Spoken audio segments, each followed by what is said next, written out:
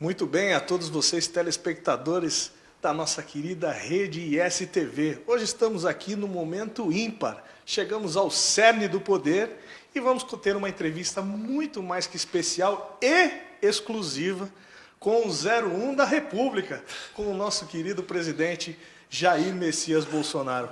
Presidente, primeiro quero agradecer ao senhor por essa liberdade de conversar com todos os núcleos, todas as empresas no setor de mídia, sem distinção por grandeza ou coisa. Isso sim é democratização de um presidente em relação e respeito à mídia. Muito obrigado, presidente, pela presença. A satisfação é minha, obrigado pela oportunidade. E vamos falar de uma área, né, vizinha onde eu fui criado, Vado Ribeira. E eu tenho curtido algumas férias lá no Guarujá. Se bem que eu dou azar, né? Toda vez que eu estou lá, chove. Quem sabe esse fim de ano agora não chova.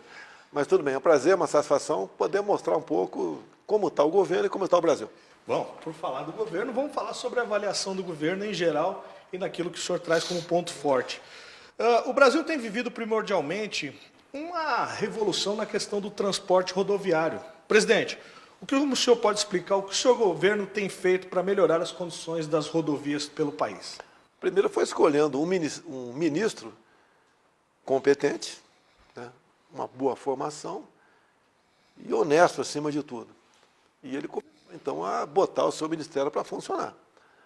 O nosso orçamento é apenas 8 bilhões por ano, não é nada.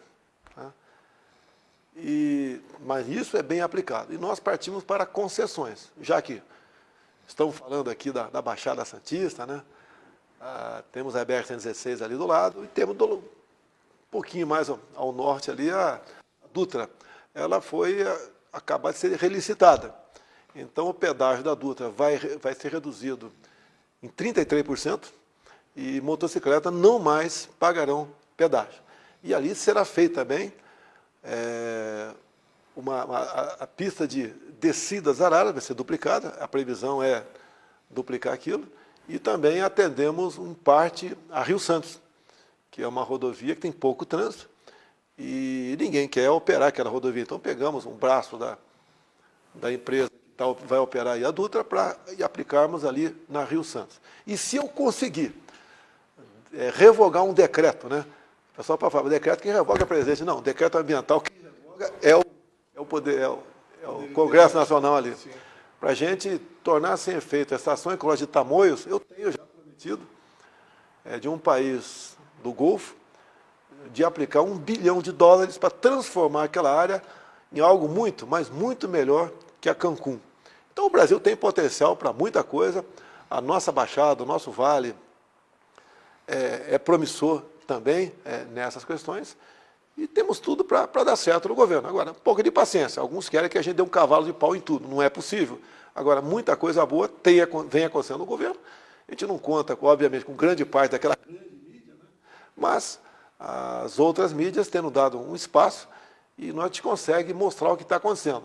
Agora, o que aconteceu no passado, isso compete a cada um pesquisar, ter as redes sociais ali para saber como eram outros governos, qual era o perfil de outros ministros comparado com o nosso. Não pode deixar de esquecer que passamos por uma pandemia, parece que ela acabou, né? E aquela velha história, né? Fica em casa, a economia a gente vê depois, estamos pagando um preço alto. A inflação está aí, preço de vários produtos, graças a Deus não está faltando, como em alguns países da Europa já falta alguma coisa, mas temos que convencer esse grande obstáculo também. Nessa questão da malha rodoviária, sempre o senhor tem um entendimento muito grande em relação aos caminhoneiros. Os caminhoneiros maciçamente lhe apoiam e muitos deles nas redes sociais até agradecem o senhor por grande parte dessa recuperação. O Exército contribuiu grande parte dessa responsabilidade do recapeamento de algumas dessas estradas? Não vou falar em grande parte, nós temos poucos batalhões de engenharia de construção no Exército, mas estamos fazendo alguns trechos, né, como lá na região de Pelotas. Terminamos no ano passado a BR-163 no Pará, faltavam 50 quilômetros, mas 50 de terra que você levava em média 10 dias para cruzá-la em época de chuva. E somos aí 4, 5 meses de chuva por ano temos no Brasil. Essa questão ajudou muito a escoar o que se produz no centro-oeste brasileiro. E o Exército tem participado de mais obras pelo Brasil. Sim, tem participado, como até mesmo, vamos começar nos próximos dias, fazer a represa lá de Bagé, Porque quando você fala em Nordeste, né, tu pensa logo em falta d'água. Bagé, Rio Grande do Sul, também sofre com falta d'água. E uma barragem está parada há muito tempo lá. Então, eu acertei com o ministro da Defesa, comandante do Exército, e com o prefeito também lá de Bagé, e nós vamos concluir essa barragem lá em Bagé. Então, as Forças Armadas trabalham e muito para o Brasil. Isso não faz parte da nossa atividade fim. Mas, obviamente, em tempo de paz, nós colaboramos muito com o destino do Brasil. A questão da infraestrutura é algo que, de fato, as rodovias careciam. Mas ainda falando em modal de transporte, essa distribuição e essa leilão, essa concessão de áreas das ferrovias, como é que o senhor vê a expectativa e, de fato, isso vai impactar de alguma forma, em menor proporção, as nossas rodovias? Isso pode auxiliar o nosso escoamento de produção? O nosso ministro da Infraestrutura, capitão Tarcísio, ele resolveu, né, fazer renascer o modal ferroviário no Brasil. É uma coisa que interessa diretamente a vocês. Nós vamos terminar agora, no início do ano que vem, a ferrovia Norte-Sul. Ela nasce lá no Maranhão, passa por Tocantins, Goiás e termina no Porto de Santos. São 4.100 quilômetros de ferrovia, faltavam 1.500 quilômetros. O dinheiro não é público, é privado. Mas o poder público tem uma capacidade enorme para atrapalhar quem quer produzir. E nós estamos na contramão disso daí. Então, essa conclusão vai ajudar em muito aí o deslocamento, né, de escoamento de produtos, não só do lado do centro-oeste, do que se produz no campo, né, bem como o que sai, que chega no Porto de Santos e vai lá para o centro-oeste do Brasil. E também está bastante adiantado outras ferrovias, que a gente pode chamar de costelas, né? A FICO, Ferrovia de Integração Centro-Oeste, a FIOL, Oeste-Leste, a Transnordestina, entre outras. E mais ainda, né, nós conseguimos, junto ao Parlamento, que tem nos ajudado bastante nesses momentos, a questão de autorizações para a ferrovia. Então, um empresário qualquer que queira fazer 50, 100, 200, 500 quilômetros de ferrovia, ele vai poder fazer. Damos a concessão e ele vai, obviamente, usar a ferrovia para escoar o que ele produz e vai estar à disposição também de quem queira utilizá-la, obviamente pagando frete para isso. Então, a malha ferroviária, com a Paulista, por exemplo, que tem vários bilhões estão sendo investidos lá da iniciativa privada, está indo muito bem esse setor. E isso aí é bom para a economia, porque o transporte rodoviário é caro. Não quer dizer com isso que vai acabar o transporte rodoviário. O caminhoneiro ganha muito mais nos pequenos fretes do que nos longos fretes. Então, todo mundo vai ser beneficiado nisso aí. Por falar nessa questão de escoamento, e ainda mais nessa questão de modal e parceria com o setor privado, tem o Porto de Santos agora que está entrando nesse regime aí de parceria público-privada, de concessões. Como é que o senhor avalia isso? É um grande passo para a questão do Porto de Santos, de fato, se transformar no maior porto da América Latina, não só como mas de fato em infraestrutura, presidente? Primeiro, sem falar nomes, você é da região, né? Sempre ouvi dizer que tal político mandava no Porto de Santos, ou tal partido mandava lá. Né? Nós pegamos o Porto de Santos com prejuízo de 500 milhões por ano. Estamos agora tendo lucro de 400 milhões. E temos 1.700 em caixa. E acabou de ser passado para a administração da iniciativa privada o terminal de óleo e gás. Quem arrematou? Foi a própria Petrobras, sem problema nenhum. Obviamente, a Petrobras vai ter muita mais autonomia para gerir essa questão. Todos nós vamos ganhar. E você não vê, há muito tempo, falar em desmandos, em desvios lá na região do Porto de Santos. E pode até perguntar, se está dando lucro, por que vai entregar a iniciativa privada? É que um dia a gente vai deixar o governo, para que aquela outra turma que roubava tudo no Brasil, caso volte um dia, né, não volte a roubar lá no Porto de Santos. Até porque uma das grandes demandas ali da região da Baixada Santista, mais precisamente na ligação seca entre Santos e Guarujá, necessita de uma passagem, né? Porque hoje é feita através de ferrobolt, mas a gente poderia fazer também a ligação com o aeroporto e também espraiar aquela área lá para recepção dos turistas, né, presidente? Pode estar dentro desse escopo dessa licitação aí? A questão do turismo, né? O Brasil praticamente recuperou a questão do turismo do Brasil, né? Em relação a antes da pandemia. Vamos ter cruzeiros chegando aqui no Brasil, aqui, já nos próximos dias. Agora, para o turismo, se você pegar a Baixada, né, a minha região, desculpa aqui, sim, claro, é excepcional. É excepcional. Estamos finalizando na Marinha algo que você pode não dar muito valor. Por exemplo, você quer tirar uma habilitação de jet ski, tu sabe a dificuldade que é. Muito. Agora, o que nós estamos acertando na Marinha do Brasil, o seu comandante? Seria mais ou menos o seguinte, está na fase final. Você tem que ter habilitação, carro ou moto. E um termo de responsabilidade. Daí você pode ir com a tua família, os teus amigos, botar num carro lá 10 jet ski, para ali em 7 Barras, em Eldorado, ou para em Registro, ou ali em Iguape, Cananéia, e anda 100, 120 km de jet ski no rio. É uma coisa fantástica aquele rio Ribeira de Iguape, fantástica. Você pode até subir de jet ski, lá desliga o jet ski e vai jogando a varinha dentro d'água, que lá, depois que eu saí de lá, por coincidência, né, outras espécies passaram a ocupar aquela região. Temos muito robalo, tem até dourado lá, entre outros peixes. Então é uma coisa fantástica para o turismo. Hoje você não pode fazer, porque a habilitação do jet ski é extremamente complicada. E complicou muito por quê? Há poucos anos, um cara embriagado atropelou uma pessoa na praia. Tá? E daí criaram um montão de normas que praticamente inviabilizou o turismo de jet ski no Brasil. E mais ainda, se fala em turismo, né, se você for lá para a região amazônica, eu conheço aquela região lá, a mesma coisa pode ser feita.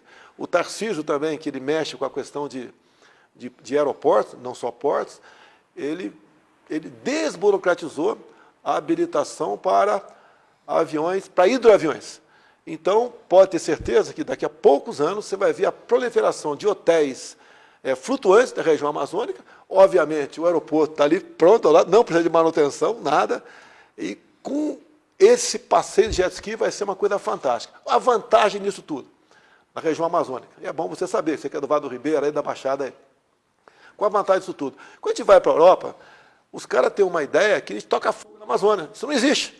Com esse tipo de turismo lá, o pessoal vai ver em loco que não existe. E mais ainda, quando eu vou para a região amazônica e tenho contato com nossos irmãos indígenas, o que eles mais pedem para a gente? Internet. E todas as aldeias que eu vou, nós colocamos a internet lá via Ministério das Comunicações, que é o ministro Fábio Faria. Então, nós estamos realmente mudando o Brasil nessa questão. Não é de uma hora para outra, mas isso já começou a ser realidade em nosso país. Então, o turismo é uma coisa fantástica. Alguns pedem para mim reativar aqui aquela ferrovia que vai de Santos até Cajati, sim, passa Miracatu, Registro, Jacupiranga. Bem, dinheiro público não posso botar lá, porque eu tenho que ter ao aplicar o dinheiro público, eu tenho que ver qual o retorno. Não tem retorno economicamente falando.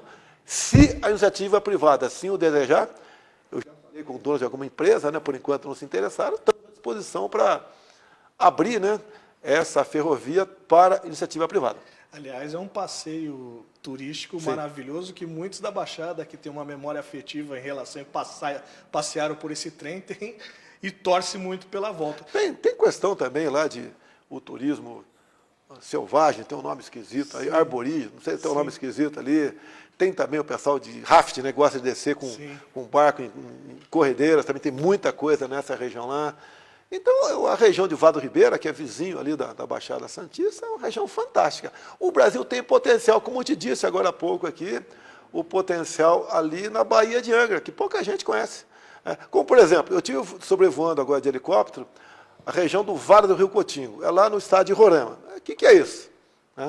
Bem, lá, as informações que eu tive, eu comprovei, são 12 quilômetros, né, de um vale com a queda de 600 metros. A aldeia indígena lá, os indígenas são os Yanomamis, né? E pousei lá na aldeia deles, né? E o que eles querem?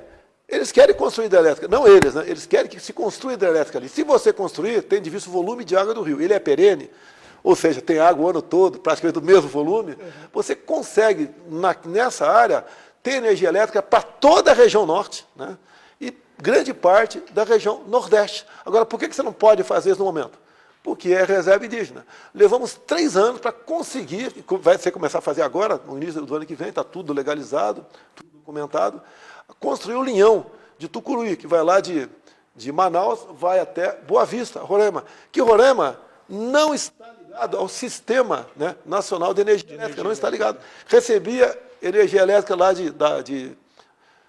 da Venezuela, da hidrelétrica de Guri. Só que o sistema lá, apesar da Venezuela pertencer ao PEP, país exportador de petróleo, país riquíssimo, tem a maior reserva levantada do mundo é a Venezuela. Ser riquíssima em ouro, tem de vir o regime instalado lá, apoiado aí, sabe por quem? Aqui no Brasil, né? Conseguiram quebrar a Venezuela. Então nós temos potencial para tudo em nosso Brasil, tudo. O senhor agora tem ido a diversos, o senhor citou agora com relação ao convite que o senhor faz a todos os entes internacionais, porque porventura, por muitos deles, são envenenados por essas ONGs que têm vários interesses na Amazônia. E o senhor, por diversas vezes, tem que ir lá e tentar convencer e, aliás, convidar que todos venham de fato à Amazônia para conhecer a realidade. Mas, gente, não é um trabalho muito difícil quando você vê ONGs, inclusive brasileiros, indo ao exterior vender uma imagem negativa com relação à Amazônia? Você não vê americano falando, né, que pega fogo na Califórnia. E lá pega mais fogo que toda a Amazônia junto. É verdade. Você não vê nenhum alemão falando que a matriz energética deles vem do carvão e do petróleo. Você não vê falando, só aqui. Os caras vão para fora com prazer de falar mal do Brasil. Quando você fala mal do Brasil lá fora, o cara quer investir aqui, ele bota um pé atrás. Tá? Isso prejudica todo mundo. Eu acho que seria bom que esses caras fossem para fora do Brasil falar o que ele já fez e o que pode ser feito. E não falar mentiras sobre a região amazônica. Até no aeroporto agora de Lisboa, né? Nós fizemos escalada, eu fui lá no shopping lá conhecer ali, tinha 2 horas de folga. Veio um cara lá todo esquisito me perturbar sobre a Amazônia, né? Um francês. Então, eu respondi para ele, eu fui até grosso com ele. Tá? Eu falei, olha, me diga o que fizeram com as suas reservas florestais aqui. Sim. Vocês estão reflorestando alguma coisa? Que nós estamos reflorestando, por exemplo, as cabeceiras lá onde nasce o nosso São Francisco, né? na região do estado de Minas Gerais. Porque não adianta você pagar, vamos fazer a transposição, e se começar a faltar água? Por falta exatamente de você não tratar adequadamente as nascentes do rio. Estamos fazendo o nosso papel. 2/3 do Brasil é preservado. 90% da região amazônica é preservada. Nós somos responsáveis por menos de 3% da emissão de gás de efeito estufa, enquanto que a China é responsável por 30%, Estados Unidos por 15%, e não dão pancada nesses países. Você pode ver, acabou a COP26, vai ter a COP200, eu não vou estar vivo, nem você até lá, mas ali na COP, que eu já acompanho, obviamente, ali os grandes países querem resolver o problema do mundo apontando para os outros o que eles têm que fazer e não o que eles têm que fazer. Inclusive até a mudança da alimentação do boi agora vai corresponder com o menor número de CO2. Não, mas a questão aí entra o metano nessa história, né? É o chamado pum do boi. Ninguém vai botar uma rolha no boi, não. Então, o que acontece? Quando você aperfeiçoa, porque tem muita tecnologia na soja, no milho, no boi. Se você, em vez de abater o boi com 2 anos, abater com 1 ano e meio, já você diminui a questão do metano. Agora, o metano vem, em grande parte, também da decomposição de matéria orgânica, que muitas vezes é jogada num canto qualquer. Você fazendo um tratamento nisso aí, e vai ser útil, vai ser lucrativo, você melhora. Agora, o Brasil é um exemplo para o mundo. E eu tenho falado, o pessoal aí da esquerda bate em mim, né? Está mentindo. A Amazônia não pega fogo. Você anda de avião, por exemplo, de Boa Vista a Manaus. Você não vê nada de fumaça em lugar nenhum. Agora, o que pega fogo na Amazônia, que é verdade? É na periferia. Por que a periferia? Por questão de incentivos fiscais, os governadores estão brigando cada vez mais. Bota aqui o norte do meu estado na região, porque aquela região vai estar livre de impostos, vai receber recursos federais, e é uma área já bastante urbanizada. Então, quando entra na região amazônica por uma questão política, e quando alguém faz uma fogueira de São João na fazenda dele, aquela fogueira, o satélite faz a sua captação e fala, está dentro da região amazônica, é mais um foco de incêndio. Agora, em grande parte desse foco de incêndio, é do caboclo, né, do ribeirinho, é do índio, que faz aquela sua agricultura de subsistência. Ele toca fogo todo ano. Gostaria que não tocasse? Gostaria, mas se não tocar fogo, ele vai fazer o quê? Vai morrer de fome? Recentemente nós estamos vivendo uma crise energética aí, e o senhor sempre critica essa relação da má distribuição das hidrelétricas, que grande parte delas custaram muito para a nação, só que não fazem o efeito necessário. Como é que a gente pode corrigir esse problema? Pega Belo Monte. Gastou-se uma fortuna em Belo Monte e não serve para nada. Está aqui metade do ano, como não chove, ele é a fio d'água, não gera nada. E você fica dependendo também do regime de chuvas para em época de chuva, se ela vai funcionar ou não. Quando eu te falei do Vado do Rio Cotingo, você gasta 100 vezes menos para fazer esse conjunto de pequenas hidrelétricas lá, tá, para produzir 100 vezes mais do que produz Belo Monte. É por aí. Agora, não há esse interesse. Quando a gente volta para o Vado do Ribeira, eu era garoto, né?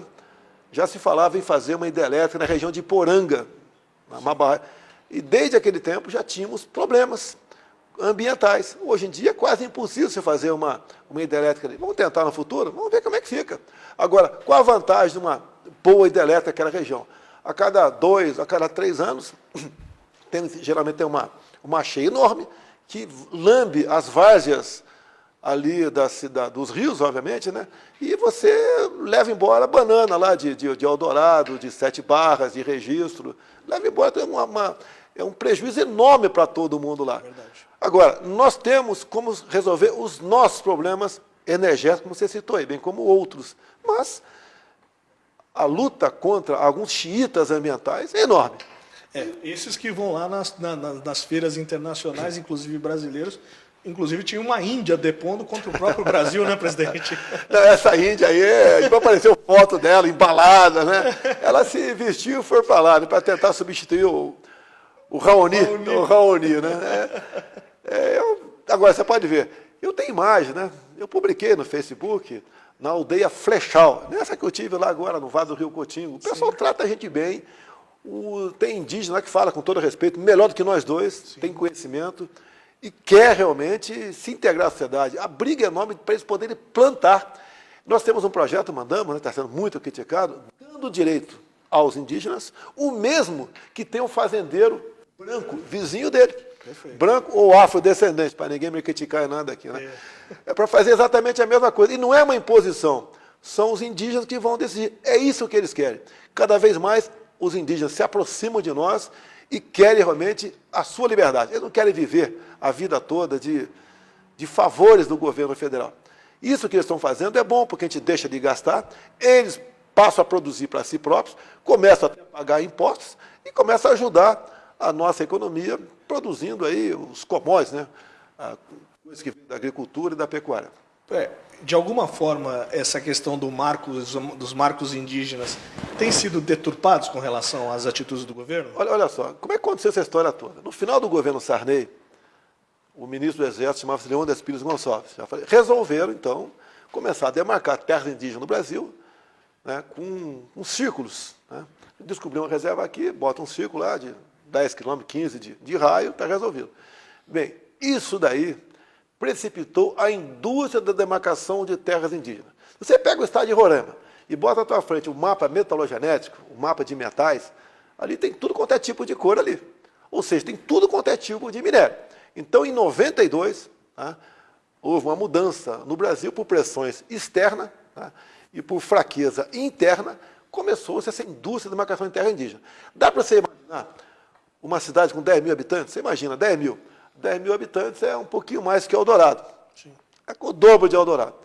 Temos aproximadamente 10 mil Yanomamis. Você sabe qual é a extensão da reserva Yanomami? 2 vezes o tamanho do estado do Rio de Janeiro. E não tem reserva em cima de terra pobre. Ali a agricultura não funciona.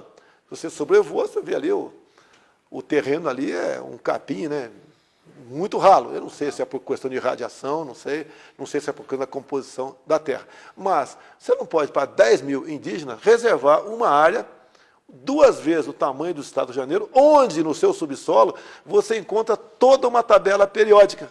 Ou seja, se você explorar aquilo, o indígena explorar aquilo, eles querem, eles vão ser riquíssimos. Tanto é que eu tenho dito, né, disse durante a campanha minha lá, e pré-campanha, com a Roraima, se eu um dia for declarado rei de Roraima, em 10 anos eu tenho um PIB igual ao de São Paulo. Em 20, teria o maior PIB do mundo. É verdade. Dado o que eles têm lá. Eles têm energia com água e tem um subsolo que ninguém tem no mundo todo. Então já vamos para a questão do nióbio grafeno, que o senhor tanto defendeu, e o senhor comprovou de fato que o Brasil tem abundância em relação a isso. O Brasil vem se destacando em vários setores de pesquisa. Quais são os investimentos do seu governo que tem executado em ciência e tecnologia, dependendo de menor proporção dos insumos vindos de outros países, consequentemente fomentando a indústria, gerando empregos qualificados e equilibrando as atividades da exportação da nossa tecnologia, passando pelo grafeno e pelo nióbio, né, presidente? O que eu fui zoado por causa disso, né? O pessoal zombava de mim quando eu falava em nióbio e grafeno. Você pega Miracatu, ali tem umas montanhas de grafite. Grafite tem no mundo, quase que no mundo todo. Tá? Mas grafite de qualidade, como temos em Tocantins, de qualidade também. As maravilhas do grafeno são incalculáveis. Você pega um barbante de grafeno, levanta um elefante. Aí você começa a ver, e daí? E daí, bom, olha a economia de energia, por exemplo, em cabos de elevador. De energia, porque aquele cabo ele sobe e desce também. Sim. Tem um peso enorme ali. Você vê, o grafeno é o único material biplano. Ele é da estrutura molecular. 1 grama de grafeno cobre um campo de futebol. Quanto o senhor pagou lá no Japão? Não, lá foi nióbio, não foi grafeno. Não, era no nióbio. O grafeno é algo fantástico, se usa em roupas, já começa a aparecer coletes à prova de bala. O terceiro terno desse paletó teu podia ser de grafeno e a prova de bala. Blindagem de viaturas militares, blindagem de viaturas civis. O teu carro, por exemplo, hoje em dia tem em média 300 quilos de blindagem. Pode passar para 40. Imagine a economia de combustível no teu carro. Né? Então, é fantástico. Daí você vai para o nióbio.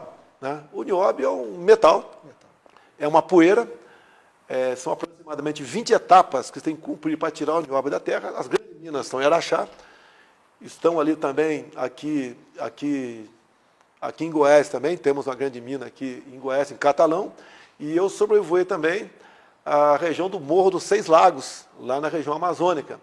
Lá também é riquíssimo em nióbio.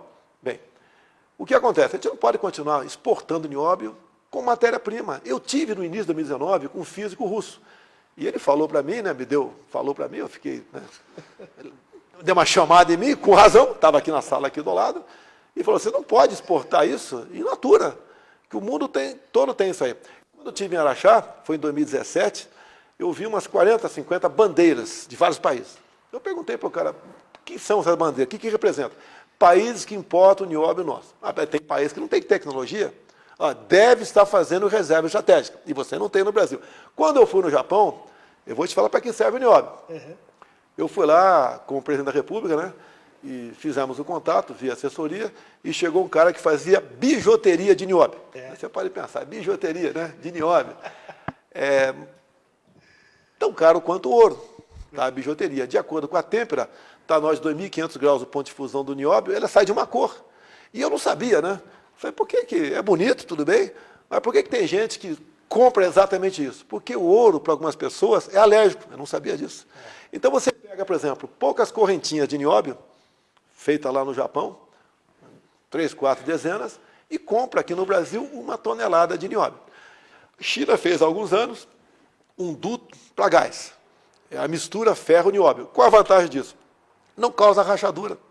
E ele é mais resistente e é flexível. Então, de acordo com as acomodações do solo, ele não trinca, ele não quebra, né? E dura por muito mais tempo. Daí você vai no Japão. Algumas estruturas já estão sendo usadas de prédios que usam ferro-nióbio. Por quê? Como é mais resistente e ele é mais flexível, né? Ele evita, num abalo sísmico, ir para o chão. Daí você vai para a Alemanha. Chassis de automóveis, a mesma coisa. Como você pode usar menos, você tem uma estrutura melhor. Na questão do impacto, ele reage melhor do que o que existe atualmente e é mais leve. Então você começa a ver coisas fantásticas. Agora você vai aqui, por exemplo, para o laboratório que tem em Campinas, né, de ciclotron, eu tive 2 vezes lá no acelerador de partículas. Acabar de fazer a primeira bateria de nióbio. Qual a vantagem disso? Qual a diferença da bateria que tem no carro hoje em dia? Ela pode ser recarregada em poucos minutos. Você para num posto de combustível, liga lá, pluga o teu carro, vai tomar um café, vai no banheiro, volta, já tem uma autonomia de mais 400 km pela frente. Então essas coisas fantásticas começam a aparecer no mundo. Com o mundo árabe, ofereci para nós pesquisarmos aqui. Quando estive nos Estados Unidos no passado, com o Trump, conversei com ele sobre exploração de nióbio lá na região dos 6 Lagos. E uma coisa que eu vou abrir para vocês, crítica agora à vontade, tá certo? Por que com o Trump? Nós temos que explorar com um país bélico nuclear ao nosso lado, democrático. Porque senão a gente não consegue explorar. As críticas, né, as sanções, os impedimentos serão tantos que vai acabar não fazendo nada. Então nós temos que ter bons países do teu lado, como o mundo árabe, como o Japão, Coreia do Sul, Israel, Estados Unidos, entre outros países. É esse o nosso trabalho, é isso que nós temos para oferecer. Não podemos continuar fazendo como fazia até há pouco tempo. Pega-se uma mina de catalão, como foi feito, e entrega para um país. No próximo bloco, o presidente Jair Bolsonaro vai falar sobre demarcações de terras indígenas, porte de arma e preço dos combustíveis.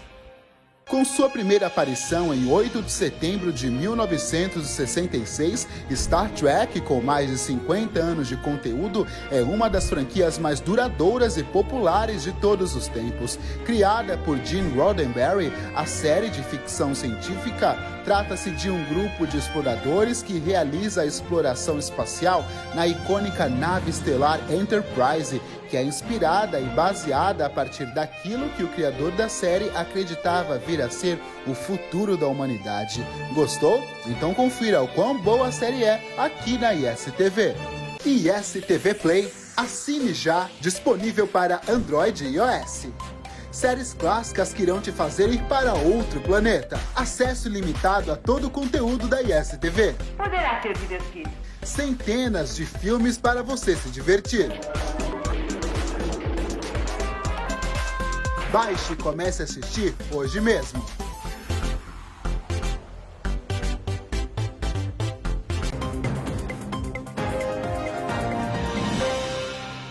Como é que o senhor responde às críticas que grande parte do senhor estaria isolado do mundo em relação à questão comercial? O senhor acabou de voltar de Dubai e anunciou vamos lá. Há 2, 3 meses, nós concorremos a uma cadeira não permanente no Conselho de Segurança da ONU. 190 países votaram. 181 votou no meu candidato. Como é que eu estou mal? Há pouco agora decidimos aqui a questão de um fórum aí, de direitos humanos, né, que mexe aqui, América do Sul, América Central. Pô, de 24 países votando, 19 votou nesse candidato nosso. Um tal de Marovic, o nome do cara. Tá? Então nós estamos bem. O tratamento meu foi VIP. Eu fiz questão de mostrar os hotéis que eu fiz, 3 hotéis que eu fiquei. Uma coisa fantástica. Média da diária, R$45 mil. Chegando a 85, dependendo do quarto, hein? O meu estava 45 mil. Por que eu fiquei nesse quarto? Foi cortesia para mim e para toda a comitiva nossa. E uma das pesquisas do Google foi justamente para saber o preço, né? Saber o preço. Eu jamais ficaria, até porque eu levanto uma vez por noite, né, ficando velho, levanto uma vez por noite, tem que andar 30 metros para ir no banheiro, pô, tem que ir correndo, pô. Então não faz meu gênero isso aí. Agora ficamos, e outra coisa, eles nos tratam dessa maneira. Há um interesse enorme por parte de países aí do mundo árabe ali, porque eles têm necessidade da segurança alimentar. Eles querem diversificar suas importações de mantimentos. E o Brasil, né, cada vez mais se faz presente nessa área. E para o Brasil é importante. A gente não fica exportando, em grande parte, apenas para um país, que é a China. Vamos diversificar também os nossos produtos. O agronegócio está feliz? Tá. Mas está feliz também porque fizemos muita coisa para o agronegócio. Perfeito. Você não vê mais, você não viu no meu governo demarcação de terra indígena. Perfeito. Já temos 14% do território demarcado. Está de bom tamanho. Tá? Ninguém é contra índio, não. Nós queremos integrar o índio à sociedade cada vez mais. Cada vez mais os índios estão se apaixonando pelo Jair Bolsonaro. Tá certo? Então, o fazendeiro não acorda mais. Olha, vê aí que parece que a tua fazenda foi incluída na portaria da Justiça para ser demarcada como terra indígena. Acabou. Mesma coisa com a questão de quilombolas. Acabou essa história aí. Tá? Também outra coisa, o homem do campo. O que era comum antes do meu governo? Multas excessivas. Chamei o Ricardo Salles, que está no meu coração, continuo amigo dele, nos deixou aqui no meio ambiente. Perfeito. Ricardo, multa tem que existir, mas vamos resolver essa parada. Já era intenção dele. E a multagem caiu 80%. O cara chegava com a caneta na mão multando, caiu 80%. Acertamos as questões das normas regulamentadoras lá atrás, com o secretário Rogério Marinho, que agora é ministro do Desenvolvimento Regional. Você pega, por exemplo, o que normas regulamentadoras? São algumas dezenas, que o cara pega aqui, pega banheiro. Eu vou, por exemplo, ver o banheiro da tua empresa. Aí chegou lá, tinham 40 e poucos itens para te multar. A altura da pia, se o papel higiênico era uma lixa 0030, tá? A água, ventilação, largura da porta, etc., a altura do trono. Passou para 3, 4 normas. nós revogamos mais de 4.000 normas. Isso servia para o campo também. Para o campo, o que acontece, né? Pelo que parece, nós temos uma vida só, né? Se bem que eu tive duas, tá certo? Verdade. Uma vida só. Então, o que o homem do campo reclamava com a gente? Segurança. Como é que eu vou dar segurança para um mundo, né, que mora no campo? Impossível. O que nós fizemos aqui? A questão de posse e porte de arma de fogo. Junto com o parlamento, conseguimos aprovar a posse estendida. Ou seja, o fazendeiro que podia ter a sua arma apenas dentro da tua casa, ele agora pode montar um cavalo ou uma viatura, andar em todo o período da tua fazenda armado. Obviamente, isso é uma medida que leva a desestimular quem quer invadir uma propriedade privada. Porque a fazenda, casa, apartamento ou sítio é a mesma coisa, é propriedade privada. E se nós não respeitarmos a propriedade privada, não existe democracia. Até aquela deturpação, quando o senhor fez um comparativo, quem quisesse comprar feijão, comprasse, e quem quisesse comprar fuzil, que comprasse. Olha, quem não né, quer presidente? comprar arma, não tem problema. Compra uma pistolinha de feijão e dá tiro de feijão quando o cara entrar na tua casa. Ele não vai estuprar a tua mulher, não vai fazer maldade com a tua filha, tá? Não vai te humilhar, tá ok, pessoal? Como eu acho, se eu não gosto de uma coisa, eu não compro. Eu não fico querendo impedir que você compre também. E arma de fogo é solução. Tanto é que você pode ver, essa medida, entre outras, tem diminuído a violência do Brasil. Obviamente, tem o trabalho também de governadores, junto com os seus secretários, com as suas polícias civil e militar. Também tem isso. Mas o nosso governo começou a dar certo. O senhor falou aí com relação a Minas Gerais, a questão dos hospitais. Eu queria fazer uma pergunta para o senhor em relação a esse episódio que o senhor falou sobre a sua segunda vida. Presidente, um dos momentos mais complicados da sua vida foi do episódio da facada lá em Juiz de Fora, em Minas Gerais, que está dentro das cidades pelo qual a rede ISTV abrange. Então, o senhor vai falar diretamente lá a Juiz de Fora. O senhor foi atendido pela equipe da Santa Casa de Misericórdia, lá do município, e sempre que possível enaltece lá o atendimento, dizendo que se não fosse pela presteza daqueles socorristas, o senhor não estaria vivo. O que o seu governo tem feito para investimento nas santas casas que salvam tantos brasileiros, mas não tem tantos recursos, presidente? Nem o governo tem tantos recursos, né? Uma das medidas tomadas junto ao Pedro Guimarães, que é o presidente da Caixa Econômica Federal. Eles tinham dívidas, né? Era em torno de 20% ao ano. Passamos para aproximadamente 10%, não sei se é mais ou menos 10%. Uma das medidas adotadas foi isso aí, para atender a Santa Casa. E a Santa Casa atende o grosso, né, da clientela. E tem melhorado, temos tido apoio de alguns parlamentares nesse sentido, mas vem especificamente da Caixa Econômica essa mudança no atendimento, no tratamento. Você pode ver, durante a pandemia, eu não sei quanto especificamente foi para tal área, mas foi gasto pelo governo federal 700 bilhões de reais. Grande parte para reequipar hospitais, né? Outra parte para atender aí o auxílio emergencial, que o pessoal, quando ele foi obrigado a ficar em casa, por parte de alguns governadores, alguns não, muitos governadores e prefeitos, ele perdeu totalmente a sua renda. E a pessoa, você sabe, se estivesse em casa mal alimentada, sem recurso nenhum, a probabilidade de procurar um hospital é muito maior. Então, a gente ajuda até trabalhando na prevenção noutra área, que seria uma maneira de dar esse auxílio emergencial para o pessoal. E como é que está essa questão dos precatórios agora, que já está no Senado? Qual é a expectativa do governo? O que são precatórios? São dívidas que a União tem com pessoas físicas, jurídicas, etc. Estava previsto pagar em torno de 30 bilhões no ano que vem, 35 bilhões. De repente, o Supremo Tribunal Federal falou assim, não, você vai pagar toda a conta de precatório em torno de 90 bilhões. Então, cresceu aproximadamente 50 bilhões de reais, não tem como pagar. O que nós fizemos? Conversamos com o TCU, alguns do Supremo, o Parlamento, e apertamos uma proposta para parcelar essa dívida. Ou seja, para todo aquele que a gente deva até 600 mil reais, entendeu? 600 mil reais a gente vai pagar. Quem te deve mais de 600 mil reais, a gente vai parcelar.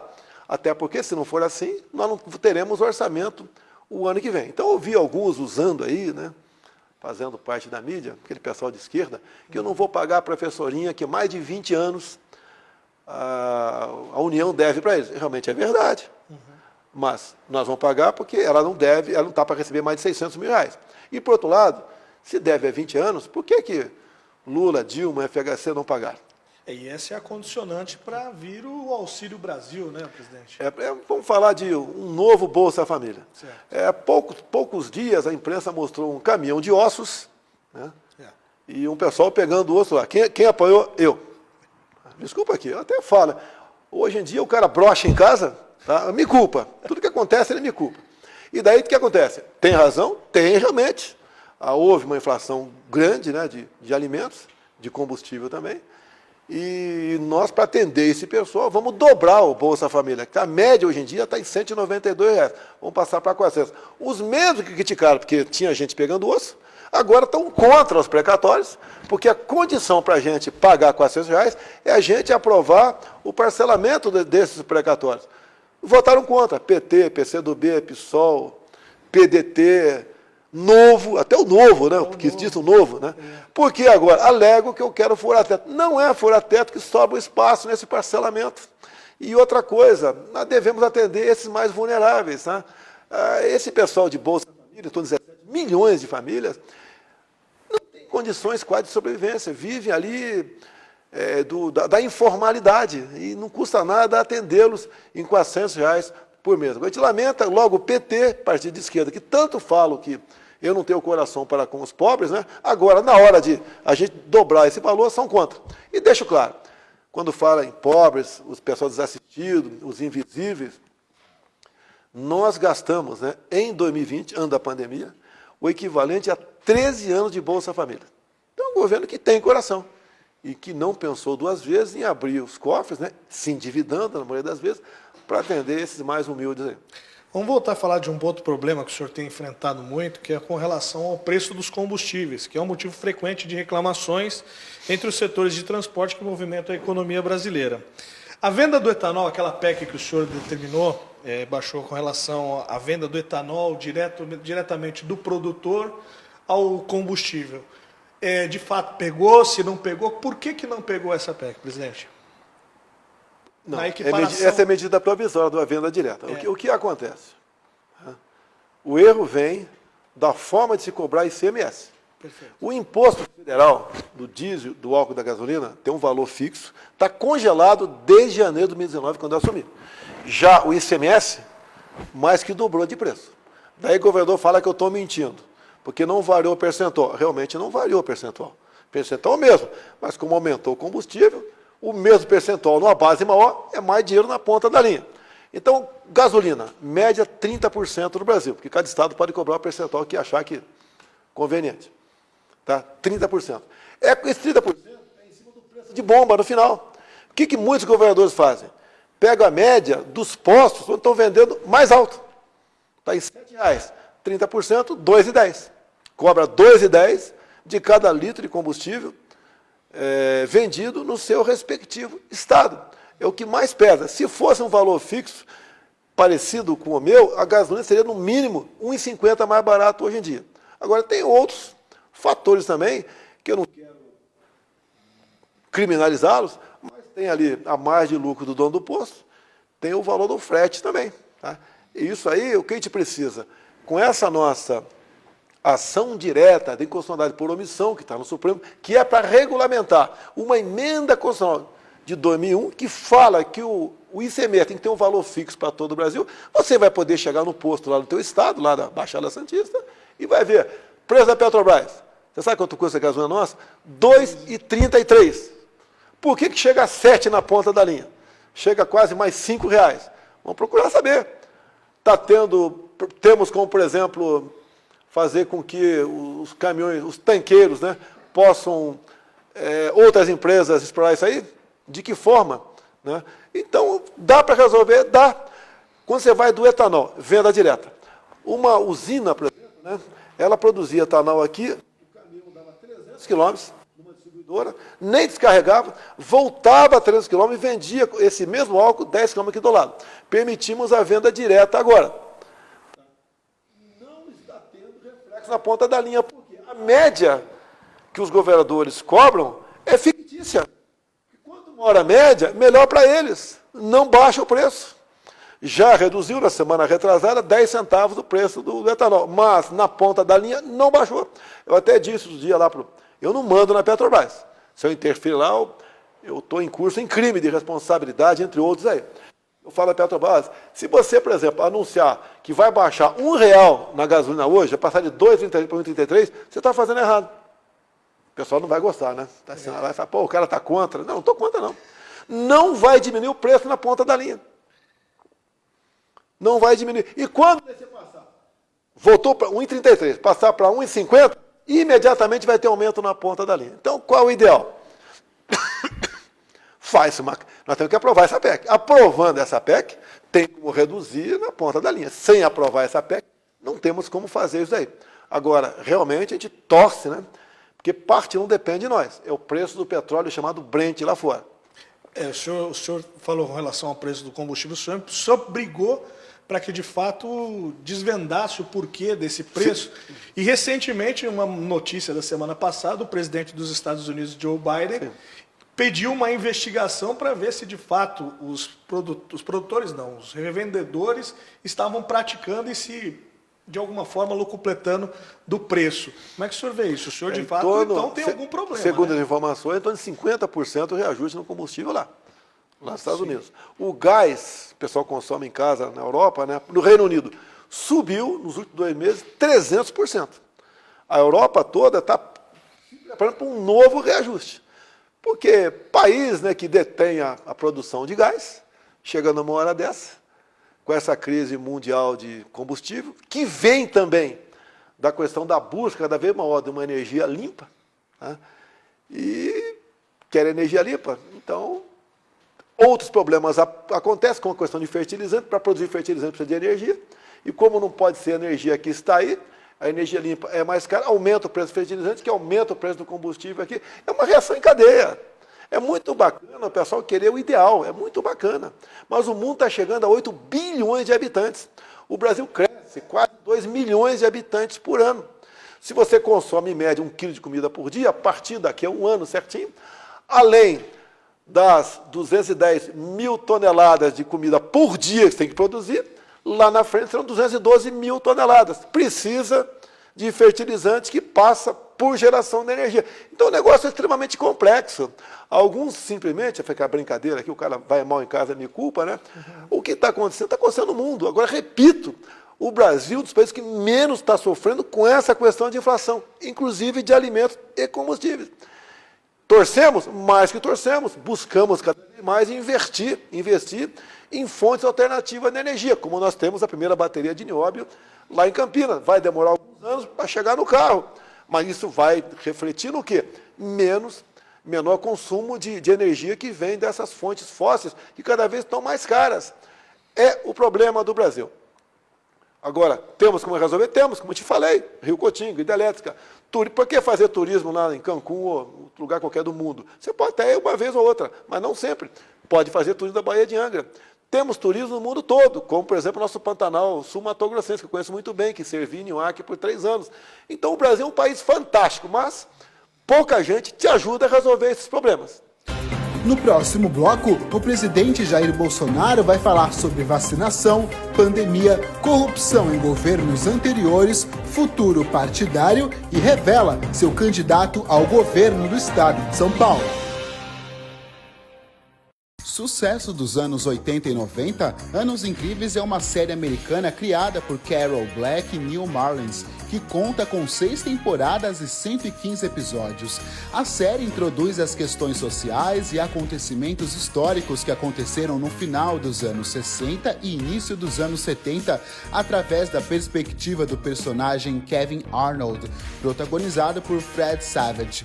Ele conta descrevendo a passagem da infância para a adolescência de uma forma exata, várias situações familiares e outras questões relacionadas à época. Ficou curioso? Então fique ligado na ISTV e não perca nenhum episódio. ISTV Play, assine já, disponível para Android e iOS. Séries clássicas que irão te fazer ir para outro planeta. Acesso ilimitado a todo o conteúdo da ISTV. Poderá ser divertido. Centenas de filmes para você se divertir. Baixe e comece a assistir hoje mesmo.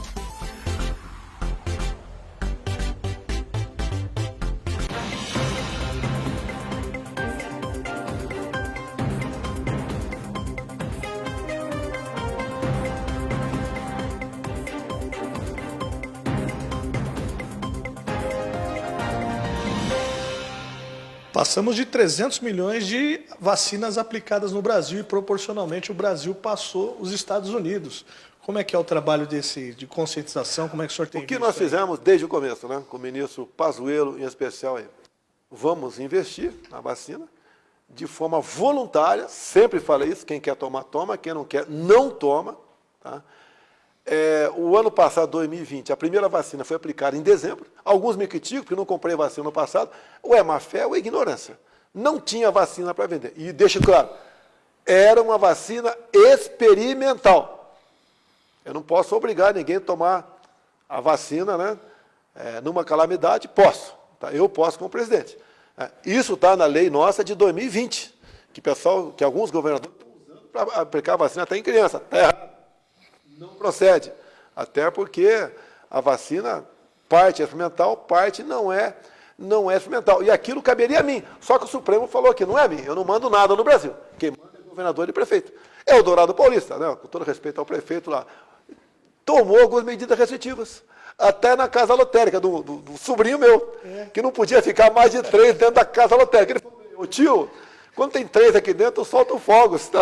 Raramente tem 3 aqui dentro. Mas ele tomou por quê o prefeito? Ele tinha que fazer alguma coisa, segundo o relato de vários outros prefeitos, que se não fizessem nada, podiam ser processados, que não estavam fazendo nada. E grande parte da população, deixar bem claro, topou o fica em casa. Agora, parte dessa população critica a mim essa questão de inflação, que é a consequência da polícia do fica em casa, economia a gente vê depois. Sempre disse, temos 2 problemas, vírus e desemprego.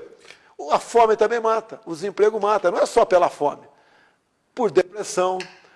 Muita gente morreu de câncer, que podia ter sido curado, mas não foi no hospital de medo de contrair o vírus. Verdade. Também muitos gestores estaduais e municipais priorizaram a rede de saúde como se só Covid existisse.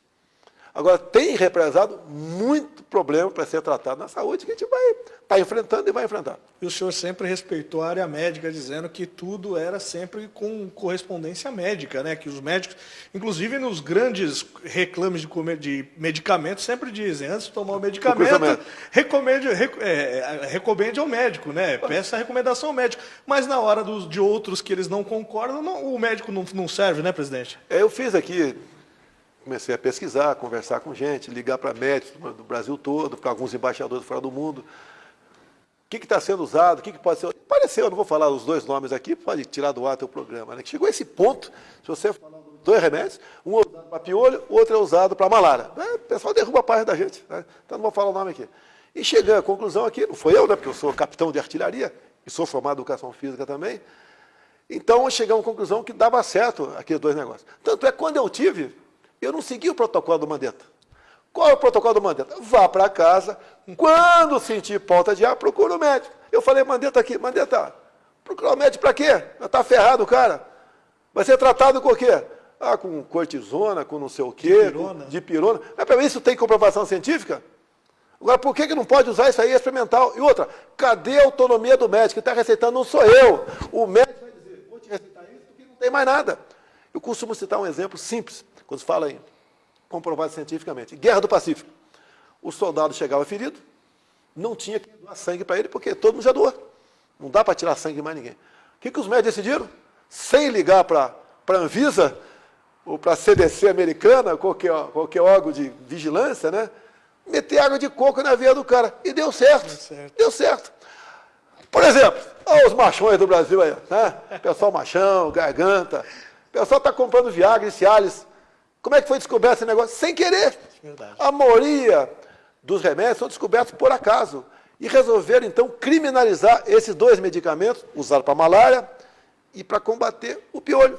Agora, eu tomei, no dia seguinte estava bom, me senti mal alguns meses atrás, tomei o negócio, nem falei com ninguém, né? Tomei logo aquele negócio lá, estava bom no dia seguinte. Tá? E a gente vai dando uma opção. Aqui nesse prédio onde você está, mais de 200 pessoas, quando se foram contaminadas, fizeram tratamento com isso. Nenhuma foi para o hospital. Eu costumo chegar quando tem, comum toda semana, estou em 2 lugares, tem lá 300, 400, 500 pessoas. Quem aí se contaminou? A galera levanta o braço lá, 70%. 70%, levanta o braço. Quem tomou esse remédio ou aquele? 90% levanta a mão. Que mais comprovação do que isso? E agora está lançando um medicamentozinho, uma pílulazinha, tá?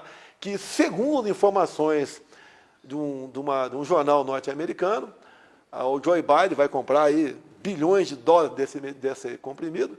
Sabe quanto custa cada comprimido? $500. R$2.700 mais ou menos cada comprimido. Ninguém vai reclamar, né? A indústria farmacêutica vai ficar feliz da vida. Já imaginou se chegando aqui R$2.700 cada comprimido? Se nós temos aqui algo que tem o mesmo princípio ativo? É verdade. Okay. Presidente, para a gente poder finalizar, eu queria saber do senhor ontem, durante esse fim de semana, ocorreu o Enem. Como é que o senhor avaliou? Segundo os dados do Ministério, foi o primeiro Enem, de fato, realizado sem ideologia política no meio. Como é que o senhor avaliou o Enem? Melhorou, não é o que eu queria ainda, né? Então me acusaram, a mim e ao ministro Milton, que é lá de Santos, Sim. de ter interferido no Enem. Se eu pudesse interferir, eu teria muita questão de ideologizada ali. Pode ter certeza que não ia ter. E o tema da redação seria mais tranquilo. Pouca gente ia saber que é invisível. Né? Invisível é o pessoal que foi obrigado a ficar em casa e não tinha ganhos. Tá? É verdade. Então, e nós somos obrigados a usar provas de um banco que é modificado, um percentual é modificado ano após ano. Até me acusaram de querer fazer perguntas sobre ditadura militar. Eu queria sim, se eu pudesse interferir, eu falava, faz uma pergunta aí. Quem foi o primeiro general ditador do Brasil? Foi Castelo Branco, todo mundo concorda. Okay? Ditador, olha aqui, o pessoal fala, está na moda, né? Que dia que ele assumiu? Se eu botasse 31 de março, para você em casa. Quando o Castelo Branco assumiu? 31 de março? Né? Uma data famosa? 64. 1º de abril, 2 de abril de 64? Ou 15 de abril de 64? Eu tenho certeza que 95% no mínimo ia errar. Iam botar 31 de março, ou 1º, 2 de abril. O Castelo Branco assumiu dia 15 de abril, depois que o Congresso votou o nome dele. A luz da Constituição de 46 ou 47, tá? Tudo nos proformes. E quem caçou o João Goulart foi o Parlamento Brasileiro, não foi o militar, porque golpe é você meter o pé na porta, né? Prende o cara, mata o extradita. Nada disso aconteceu. Então, a gente começar a mostrar a história verdadeira, mostrar para o povo como é que começou a história. Teve coisa errada? Teve. Até nós cometemos erro em casa. Por que um governo não pode cometer um erro? E mais ainda, né? Olha como é que são as coisas. A sessão que caçou o João Goulart, ou melhor, que tornou vago a cadeira presidencial, foi de 2 de abril de 64. O que a esquerdalha fez? Apoiado por todos os partidos, né? Em 2012, 2013. Resolveram, via um projeto de decreto legislativo, se não me engano, do Randolfo Rodrigues, anular, em 2012, né? Anular a sessão de 2 de abril de 64. Para dizer que não foi tornado vaga, não foi decretada a vacância da cadeira do presidente João Goulart na época. E foi aprovado, logicamente, eu discursei várias vezes, né, votei contra não, porque a votação não foi nominal, foi simbólica. E um dos momentos eu falei, olha, lá atrás Stalin apagava fotos, esse atual governo apaga fatos. Então não pode fugir da verdade, critique o regime militar, fale que você bem entender. E você já imaginou, se você tirasse as obras do regime militar, o que seria do Brasil? Seria nada. Por que funcionava naquela época? É você tratar a coisa pública com respeito. É você fazer como nós estamos fazendo aqui, em grande parte. 3 anos estamos completando sem denúncia de corrupção. Se aparecer, eu vou ser o primeiro a ir atrás, para buscar os possíveis responsáveis. Agora estamos 3 anos nisso. Dá para você, posso continuar? Pode, deve. Imagine Itaipu Binacional. Pouca gente viu falar dela, né? Está lá funcionando, a maior hidrelétrica do mundo, que mais gera energia, etc. Mas ninguém ouvia falar do que ela fazia, porque não fazia quase nada fora da sua atribuição. Pouco investia na região. Quando nós assumimos, o que aconteceu? Começou a sobrar dinheiro. Trocamos toda a diretoria, trocamos o presidente, botei um general lá. Um general. É igual a CEAGESP em São Paulo. Botei um coronel que tinha acabado de sair do BOPE. Lá não era gestão, era coisa de polícia. Era polícia dentro, lá era prostituição, era tráfico, era venda de boxe, era charque, era cobrar propina de quem empurrava carrinho lá dentro, R$160 por mês, cobrar propina das mulheres que serviam um cafezinho, lá era R$60 por mês. Tá? Era uma festa lá dentro. Botei um coronel lá, ele quis também, obviamente, né? E o coronel Melo Araújo está dando um banho lá em São Paulo. Visite a CEAGESP. Tá? Então, Itaipu Binacional. O ano passado, investiu 2,5 bilhões na região. Terminamos agora, comecinho do ano que vem, a segunda ponte com o Paraguai. Fizemos a extensão de 600 metros do aeroporto de Foz do Iguaçu. Estamos na iminência e começar a receber voos internacionais que não recebia. Vou estar nos próximos dias com o presidente Marito. Nós vamos assinar a ordem de serviço para a segunda ponte, lá de Porto Murtinho, para a cidade chamada Peralta, do lado de lá, que vai ajudar o nosso comércio com aquela região. Atendemos 40 municípios do noroeste do Paraná, com obras as mais variadas possíveis, de infraestrutura. Temos um excelente relacionamento com o governador Ratinho Júnior, que nos apoia também mutuamente nessas questões. Em comum acordo, decidimos muitas vezes, sugerimos muitas vezes que tem que ser feito na região. E assim nós estamos trabalhando. O senhor falou desses últimos anos, agora eu quero que o senhor fale daqui por diante. PL, o casamento. Tem um relacionamento muito bom com o Valdemar. Eu estava fora do Brasil, quando estou fora sempre acontece algo de errado aqui, esquisito, né?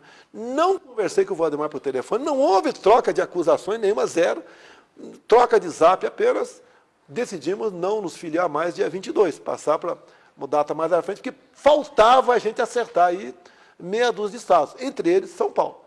E o Valdemar tem lá uma negociação, né, com o vice do Dória, que eu falei, Valdemar, o estado que tem a maior densidade eleitoral no Brasil. Eu tenho que estar acertado. Eu tenho um possível candidato a governador por São Paulo, que ia estar fora desse espectro que está aí. E se eu não acertar São Paulo, esse casamento não vai dar certo. É a mesma coisa, você está namorando com a menina, você tem um baita de um chulé. Ela detesta o chulé. Se você for casar, não vai dar certo o casamento. Então o chulé passou a ser a indicação para um nome nosso, para o governo de São Paulo, que eu tenho certeza, quando apresentar o nome, já está o nome definido aí, eu tenho certeza que o pessoal vai aceitar, porque é um baita de um gestor, uma pessoa competente, responsável, e é conhecido todo mundo, que está fazendo um brilhante trabalho no nosso governo aqui no Brasil. Tarcísio? Parece que é ele, parece que você acertou aí. Acertando. Presidente, eu vou quebrar um pouquinho o protocolo, o senhor permite entregar um presente para o senhor, vindo lá da cidade de Cubatão, durante esse período aqui da pandemia, entregar as mãos do senhor. Posso abrir? Pode, deve. Tem uma carta, inclusive, tem uma camisa, dessa entidade, que Lar Fraterno de Cubatão, que já convida o senhor, quando o senhor for à Baixada Santista, que o senhor for conhecer lá, porque durante esse período da pandemia, ficou muito complicado em relação ao recebimento de auxílio por parte das pessoas que contribuem. E durante agora o seu governo, a ministra Damares enviou um cartão que correspondia a um pagamento de alimentação durante um período que contribuiu muito com esse período difícil pelo qual da pandemia. E eles mandam aí uma camisa para o senhor, tem uma camisa com a foto que eles produziram para o senhor, tem uma cartinha no qual eles agradecem ao senhor e a Damares por esse período que o senhor, e o valor ínfimo para o governo, mas que contribuiu demais com o terceiro setor. Você vê, a minha esposa tem um programa aí, Pátria Voluntária, para ajudar nessa área, E temos também o ministro João Roma, da Cidadania. E nós, há poucas semanas, acertamos aqui, porque havia a possibilidade, alguns estados cobravam, ICMS de doações. Você tem uma empresa, por exemplo, queria doar 10 toneladas de mantimento, tinha que pagar ICMS. Então, acertamos, isentamos a questão do ICMS e tem um site especial para isso. Você quer doar, tu entra no site e alguém vai buscar lá da região e vai já entregar no local adequado para atender exatamente essas pessoas aí que precisam. Olha, eles agradecem os idosos lá de Cubatão e que já convidaram o senhor, quando estiver na Baixada, por favor. Está fechado aí. Presidente, estamos encerrando. Quero agradecer imensamente e reforçar que o senhor dá uma oportunidade ímpar a todas as emissoras, tratando com o maior carinho, o maior respeito, indistintamente do tamanho. Então, nós aqui da Rede ISTV agradecemos demais. E deixo as considerações finais para o senhor falar um pouquinho da Baixada Santista lá. Inclusive, até porque o senhor, como santista, o senhor fez gol na Vila Belmiro. Não é para qualquer um, né? Não é para qualquer um. Infelizmente, o Santos perdeu ontem, não fez gol e não faz um gol durante o tempo. O Santos parece estar fora do rebaixamento, né? Um pouquinho, está quase lá, estamos com medo aí. Faltou só de falar aqui rapidamente a Ponte do Barreiro. Sim, claro. Não era atribuição nossa, é do governo estadual, mas a Rosana Vale entrou em contato conosco, arranjamos recurso lá e está recuperada a ponte. Também falar que já foi entregue em Praia Grande 250 casas, do programa Minha Casa Minha Vida aí, E também 1.120 apartamentos em Santos estão para ser entregues também na região, entre outras coisas. Então, independente de quem seja o prefeito, quem seja o governador, a gente procura aí fazer o melhor, porque é a população na ponta da linha que é o nosso alvo de verdade. Agora a pergunta mais difícil para a gente encerrar, presidente.